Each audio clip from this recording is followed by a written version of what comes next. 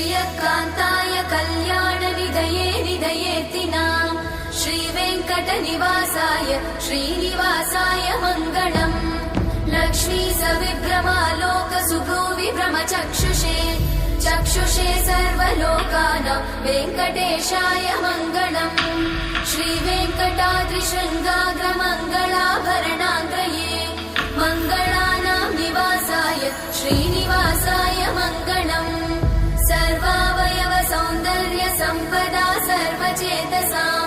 सदा सम्मोहनायास्तु वेङ्कटेशाय मङ्गलम् नित्याय निरवध्याय सत्यानन्दचिदात्मने सर्वान्तरात्मने श्रीमद् वेङ्कटेशाय मङ्गलम् स्वतः सर्वविदे सर्वशक्तये सर्वशेषिने सुलभाय सुशीलाय वेङ्कटेशाय मङ्गलम्।